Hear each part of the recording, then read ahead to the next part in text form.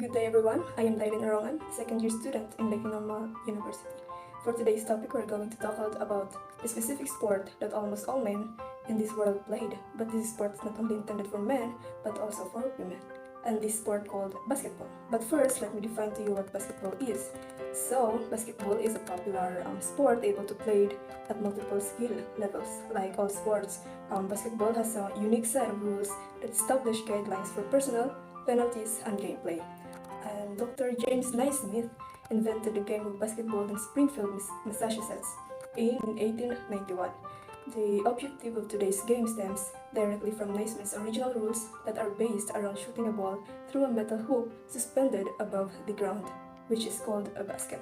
These rules includes, first is only 5 players per team on the court. So in the NBA or WNBA and in CAA basketball, each team can play a maximum number of 5 players on the court. If a team breaks this main rule, they will lose possession of the ball. And second is score more than your opponent to win. To win the game, a team must score more field goals than the other team. A field goal refers to any basket a player scores during gameplay. Field goals can be worth 2 or more points. Field goals shot from inside the arc that designates the 3-point line on the court are worth 2 points. A field goals shot from outside the arc are worth 3 points. Field goals can take the form of jump shots, layups, slam dunks, and tip-ins. And the third rule is score within the shot clock. Teams have a limited amount of time to shoot the ball during a given possession. And the fourth is dribbling advances the ball. So basketball players may only advance the ball by passing or dribbling or bouncing the ball on the ground as they move up and down the court. If a player stops dribbling, they may not resume. Instead, they must pass the ball or shoot it. And the fifth rule is the offense has 5 seconds to inbound the ball. After the offense scores a basket, the opposing team receives possession of the ball. The sixth is the offense must advance the ball. Once an offense team advances the ball past the half-court line, the ball handler may not cross that line again, or a referee will award possession of the ball to the opposing team. And next is ball and ball handler must remain inbounds. During gameplay, the player with possession of the ball must stay within the designated inbounds lines marked on the court. Yes. So the seventh rule is defenders can't interfere with a shot on a downward trajectory.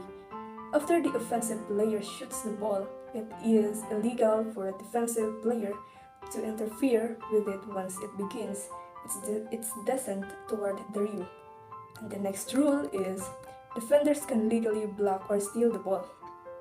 So the defending team's goal is to prevent the offensive team from scoring by either stealing the ball, blocking the ball from entering the basket, or using defensive tactics to prevent an offensive player from shooting and scoring.